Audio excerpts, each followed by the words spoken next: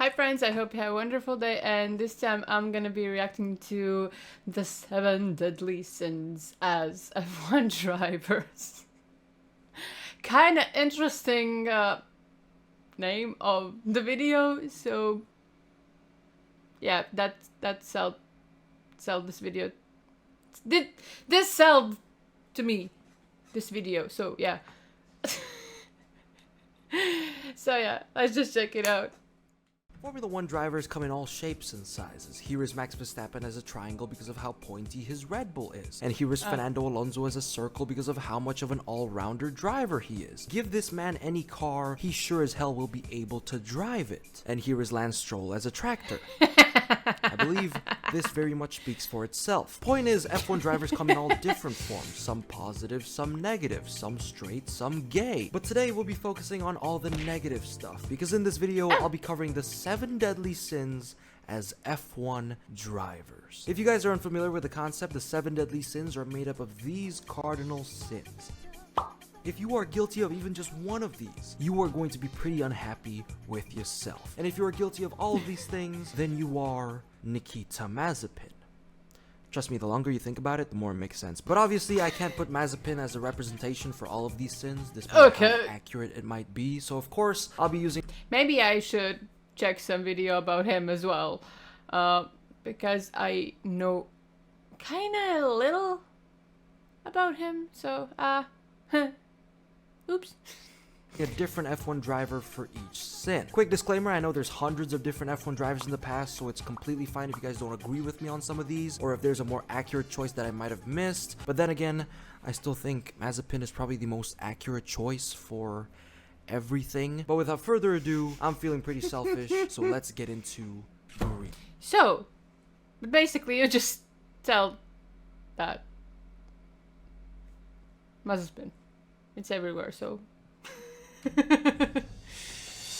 Greed is defined as the immoderate love or desire for riches and earthly possessions, and for this context, the earthly possession is an F1 seat. This sin is perfectly represented by none other than Lance Stroll. Without a doubt, Lance Stroll is one of the greediest drivers in Formula 1. You might think that his dad paying for him to join F1 is already enough to satisfy the guy, but no, the man just wants more. Lance Stroll has had his paid F1...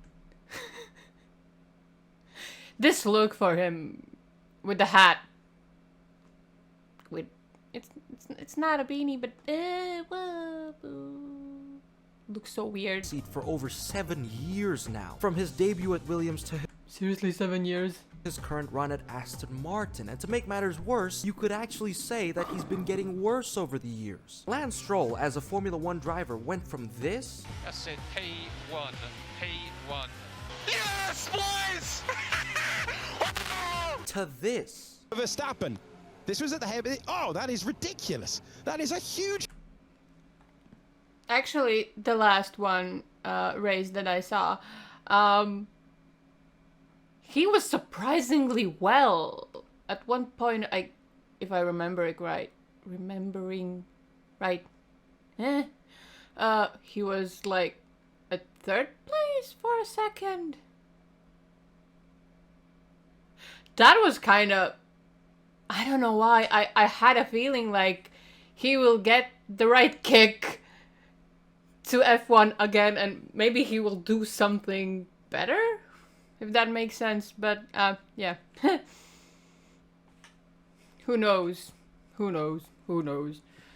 Hit into the back of Daniel Ricciardo for Stroll, who then had to pit. This is what it looked like on board. He didn't even take any accountability for crashing into Daniel in this clip, and instead said that it was Daniel's fault. The car in front of me just stopped right in front of me. I had nowhere to go. You're saying my mistake? Okay, I had started to calm down, but now that pisses me off. Lance's selfishness to have an F1 seat all for himself until the end of time, all to do nothing with it and just perform horribly at the expense of people who have actually worked hard on the car, is such a waste. Not to mention the new rising talents that could have taken his seat years ago and do so much more with it. Now, Lance is not just greedy to have an F1 seat all for himself for over 7 years, but he also wants the fastest car on the grid. Almost every time he crashes or does something wrong, he blames the car and everyone else around him. He never acknowledges that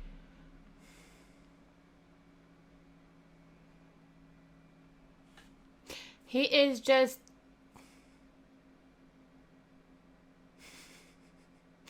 bad. Why? If you can't like drive like okay car, but you still wanna get faster? How could you drive with that? It's his fault. Finished. We're on the slowdown lap. Vettel just ran right to the side of me. Is that possible? Stroll is not looking where he's going. He also once pushed his personal trainer through his steering wheel and acted like a spoiled child not getting his favorite toy after a bad result. Here is interview footage Yeah, of Lance Stroll after another disappointing session. Now, I really want you guys to listen carefully to what he says here. Lance, we saw frustration from you on the TV screen. Yeah, This this obviously one. means so much to you. What are your emotions right now? And of course, let's not forget that for an F1 driver, he's also unbearably slow. And speaking about slow, we have the Sloth. The sin of sloth is often defined as laziness, and while this may be the perfect sin for Eddie Irvine, who drove for Jordan and Ferrari from 1993 to 2002 and was marked the laziest F1 driver of all time by his former boss for spending more time in nightclubs than the gym, today I'll actually be covering a different kind of sloth. Not someone who is as lazy as one, but someone who drives like one. Nicholas Latifi. Latifi is without a doubt the sloth of Formula 1. He may not be the laziest driver, but is definitely one of the slowest drivers, barely ever finishing above P16. Now I know you guys are saying, Rick, how could you possibly disrespect the GOAT of Formula 1 like that? And yes guys, I am very sorry. But hey, you guys know how the saying goes, even goats can make milk. Yeah, I have no idea where I was going with that. Essentially, Latifi is extremely slow. Which is the reason why he does pretty well in wet races, since he doesn't need the fastest reactions. Except for this one time. That's the bit where you snatch the front brake. what? Gate on, the car just didn't turn. I just crashed into the hairpin. Now, why is Latifi so slow? Well, three things. He started karting late at the age of 13, lacks the mental capacity to push for better results, and drove a Williams. That is literally the ultimate combo for P19 and P20. But some also say that Latifi being a paid driver could have affected his work ethic. Not being able to lose your F1 seat can really make you work less for it. I mean, just take a look at Lance Stroll. He doesn't give a damn about his performance. But of course, why did I choose Latifi instead of Nikita Mazepin? The Russian is obviously so much worse. Well, it's because I have an even worse sin for this guy. Also, Mazepin can't really be slow if he crashes all the time anyway. But lust is where Mazepin truly shines. The sin of lust is the disordered desire for sexual pleasure. Now, how on earth is this related to Mr. Eggman over here? Well, it all started when he posted an Instagram story which quickly went viral. The story involved him touching a woman which he claimed was his close friend with the caption, "She's the best." I swear it doesn't get any creep. Excuse me? What the F, dude?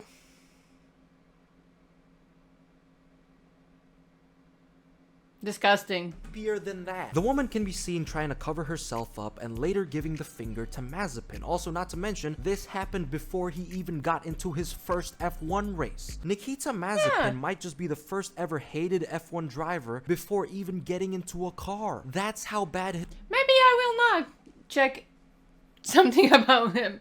I don't like him. Okay. his personality is. There are so many reasons not to like Nikita Mazepin. You know, he can't drive, he's a paid driver, his personality sucks, he pisses everyone off. Oh, this bloody idiot. Kinda like Stroll.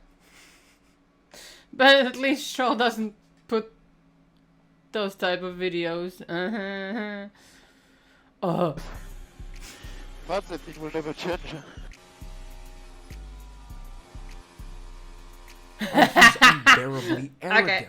But this Instagram story in particular seals the deal. What makes this even worse is that people have tried to defend Mazepin for his actions, saying that this was 100% consensual. I understand why people thought of it that way, because the woman later posted an IG story saying that it was nothing serious at all, they're good friends, it's an internal joke, and that Mazepin is actually a really good person. I don't think so. Why would you put some girl's parts.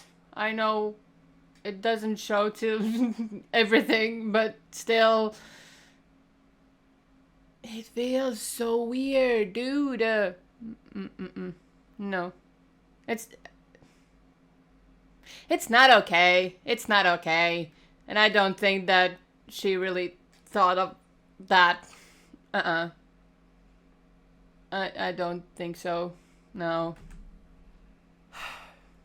She had me at good friends. There is no way someone is gonna be good friends with this ballsack looking dude. Matter of fact, this woman's statements aren't even 100% true. If they were close friends, why did they unfollow each other right after the incident? And if it was consensual, why would she like this comment saying that Mazepin is a monster that needs to keep his hands to himself? Checkmate. Point is, Nikita Mazepin is so unlikable that this entire video can literally just be about him. But I'll save my rant for another time. Essentially, this was one of F1's biggest Stop showing me this. as Mr. I'm getting pissed. Stop. Eggman over here, Eggman, ballsack, nutsack, looking face of a dude, fell for the sin of lust. All I have to say to you, Nikita, is get ready to take dick, because not a single woman in the world wants you after this bullshit. But now I'm feeling pretty angry just talking about this, so let's get into wrath. This sin, I have to say, is best represented by none other than Max Verstappen. Although Michael Schumacher and, a bunch of other F1 drivers in the past are pretty good candidates as well, but Max Verstappen takes the cake here. He also has quite the cake as well. That was completely unnecessary for me to say that. But essentially, Max Verstappen perfectly represents wrath. But at the same time, not really. Because right now, he's actually the polar opposite of wrath. Surprisingly, we haven't seen Max extremely angry the past couple of months. As of late, he's actually been awfully relaxed. And I mean, really relaxed. You cannot convince me that this man doesn't see F1 as just a side quest. That's it. That's P1, Max. Lol. What happened to the others? Yeah. Oh my god. Oh, no way. It's not because of you, that. Oh my god, it's my fault. Yeah, but I mean, it's always if right. If my mom had balls, she would be my dad. So. But this is the no pressure version of Verstappen, because the moment this man is under pressure of losing the championship, he becomes a completely different person. I call this lady right here Maxime Verstappen. But going back to the under pressure version of Verstappen is almost a completely different entity. We can see wrath in his early years in F1, especially his aggressive driving style, where he does whatever it takes to keep a car behind, sometimes in ways that are extremely dirty. I mean, just take a look at Spa 2016. Verstappen's ahead of Raikkonen. Now what's going to happen this Oh my god, F1 looks so different. time? I wonder which way is he going to go? Oh, and Verstappen. Hey, come on, this is ridiculous now. He's just turning when I'm going full speed on the right. That's not correct in my view, but obviously FIA is looking a different way. I'm fine with fighting, but it should be. We should not do stupid things. Kimi spoke for more than 12 seconds here. I rest my case. Wrath is also defined. He usually doesn't talk. But like, how could you like stay at your place if you just don't? If you just will let other guys, so what? What? You will lose. You need to do something. I think it's kind of okay. Kind of. Defined as resentment with a desire for vengeance, and this perfectly describes Under Pressure Max. In Baku 2023, George Russell and Max made contact where Max's side pods were damaged, and safe to say, he wasn't very happy about it. We all have no grip. You all need to leave a little bit of space. But expect next time the same, Okay. The need for vengeance runs so deep in Max's personality, and his case with Esteban Ocon perfectly shows it. The iconic Brazil 2018. For context, Verstappen was a lap ahead of Ocon, and Ocon wanted to unlap himself, and this ended up happening. Down the inside he goes.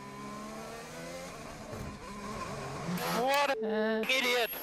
What an idiot!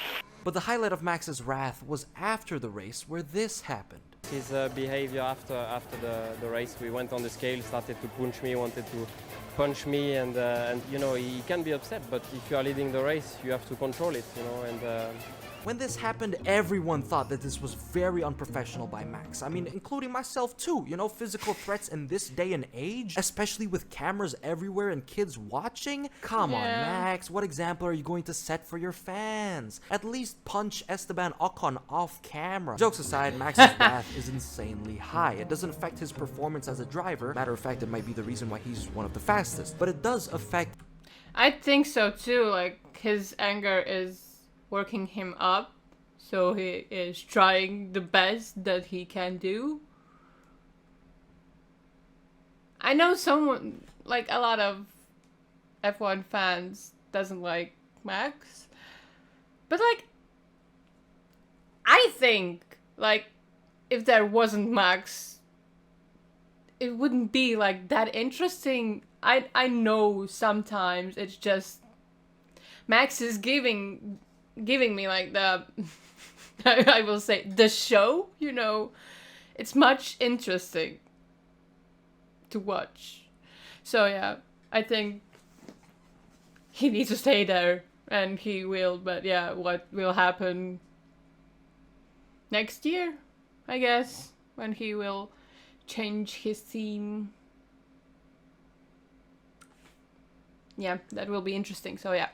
how likable he is. I still like him a lot as a driver. I can't be the only one who actually loves the ruthless, media untrained version of Max. Just explain what happened between you and Esteban after the race. We saw... I don't really have a lot to comment on that, except that he was being a But a lot of people aren't a fan of that, and Max's occasional... And this time, FIA? Yeah. Didn't say anything about this. aggressive driving, but he's a lot more mature now though, and pretty funny too. I just hope that he stays that way. Gluttony often refers to the overindulgence or overconsumption of food or drink, and the sin of gluttony goes to none other than the legend himself, James Hunt. He was a British driver who won the 1976 F1 World Championship and was known for his iconic rivalry with Niki Lauda. If you're a new fan who doesn't know much about these two, I highly recommend you watch the movie Rush. It may not be 100% based on a true story, but you'll get a gist of what F1 was like back in the day and how beautiful this rivalry was. And if that's still not enough to convince you, I mean, just take a look at this clip. Terrible. Drives like a pig. Oh, you can't say that. Why not? It's a Ferrari. It's a shitbox. It's amazing. All these facilities and you make a piece of crap like this.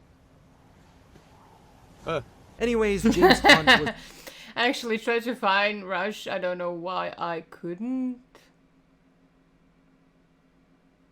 Maybe I need to buy, I don't know, the VPN thing that I need to travel in a different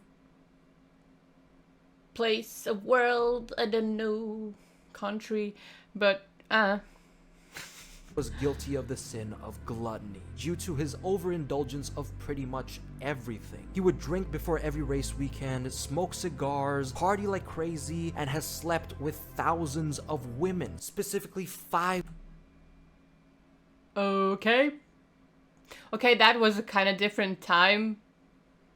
It's kind of weird to drive before the race.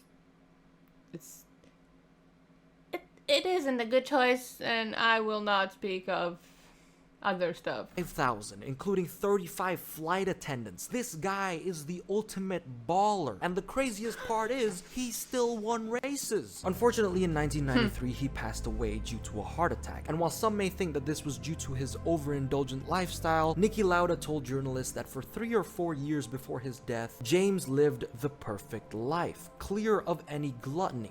But anyone can have a heart attack. Some fans say that it was because of James's previous lifestyle decisions that could have caused it years later, but there's no telling. Could James have lived a longer life if he didn't have such an over-the-top lifestyle? We'll never know. But aside from gluttony, another deadly sin is pride.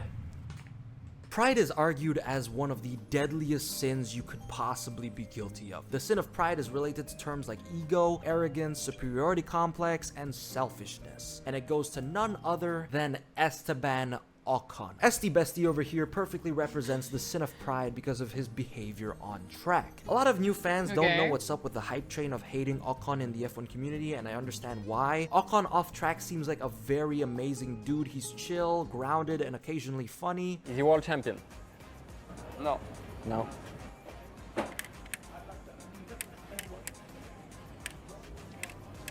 So many world champions.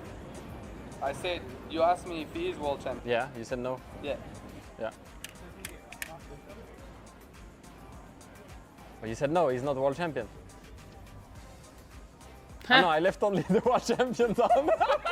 But the thing is, the moment he's on track, he becomes a completely different person, especially against his teammates. Ocon is best known for treating his teammates horribly, and people say that's because he wants to appear as the superior driver. He wants to show the world that he's worthy of competing against the likes of Fernando Alonso, Sergio Perez, and Pierre Gasly. This is totally understandable, but Ocon does this at the expense of putting his teammates in danger.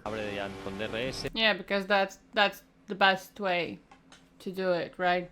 I actually don't know a lot about him as well. My bad again. Se mete el morro, se cambia. Y ves lo que decís, ¿no? O sea, luego... By the way, this was Ocon against Fernando. They're not even teammates anymore, and Ocon still drives like he wants to prove that he's so much better than him. I try my best to like Ocon, but the moment you think he's somewhat decent, he gives you a reason to completely change your mind. You've got Albon just ahead of Gasly here, and Ocon on Oh, the inside, shoot. getting sent airborne. I'm going to say... What did you do? Exactly. What did you do? You don't lunge your teammate in 40th. Red flag. This prompted Alpine to announce that they were parting ways with Ocon, and when he was asked about whether the incident was his fault, this was his reaction. I got the information that Bruno Famin had said that it was your fault. Ocon obviously behaves this way because He knew it. He didn't want to say it was, but he knew it. of his background. He didn't come from a very wealthy family, so he had to fight his way to the top and knows the risks of losing his seat in F1 if he doesn't perform. And as someone with a similar background, I respect that a lot. A lot of people have to fight harder for things that people can easily get. Lance Stroll could cause a 10-car pileup and he would still be in Formula 1, whereas Esteban Ocon, he's one bad performance away from losing his seat. But still, this doesn't mean being overly aggressive towards every single one of your teammates. I mean, sure, Ocon, you won't lose your seat because you lack performance, but you will still lose your seat because you try to kill everyone that works with you, even after one of them helped you get your first win.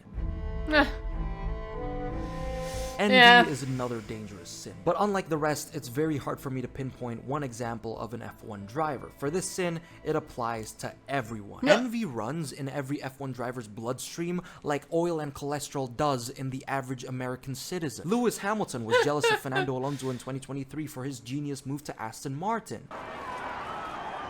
On one side, this is really inspiring. Yeah, and then on the flip side, it's obviously frustrating for sure. George and Alonso are envious of Max Verstappen's quick Red Bull. This question is for George and Alonso. Max is always on the podium. Are you jealous? Is it a kid? About his car, and did you ever think about ganging up on Max? We are jealous. We are jealous, yeah, for sure. For sure. Going back to the point, envy runs in every F1 driver. Each and every one of them have high competitive spirits, and it's what makes them successful in the first place. If you're not hungry, go home. Or have a buffet in your house. I don't know, you gotta deal with the hungriness somehow. Drivers get envious of each other all the time, especially teammates. Don't even get me started on Nico Rosberg and Lewis Hamilton. Those two getting along again is like asking One Direction to get back together. It's just not happening. So then you get back here, now I'm gonna start talking about the win.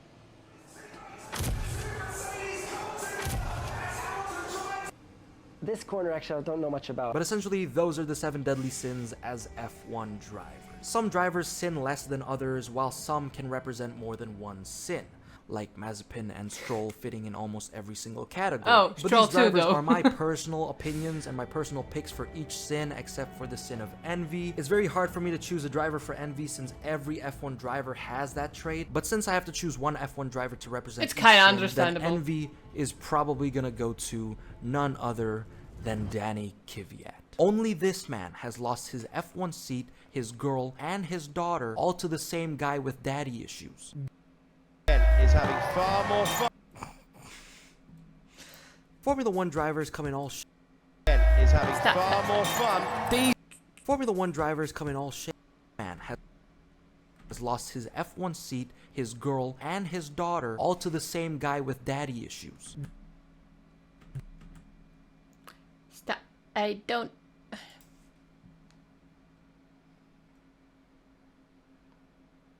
Es var izslēgt, lai viņš neiet tālāk. Formula One drivers come in all loop, not loop, one video. Just stop.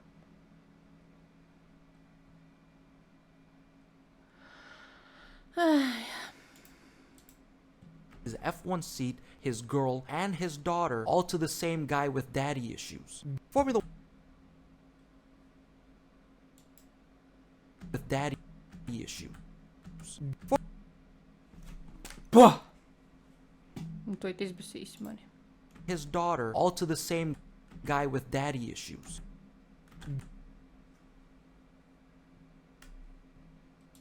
Formula One drivers is having Fuck yeah. is having far more. Formula One drivers come in all shapes and sizes. Girl and his daughter, all to the same guy with daddy issues. Yeah, overall, some stuff I did know. I learned that I don't want to know kind of anything about Mazepin. I have heard about him, of course, somewhere along, but just from that one video story, no, thank you. No. I don't think that she was okay with it after all the things he said, so yeah. But yeah, this was interesting.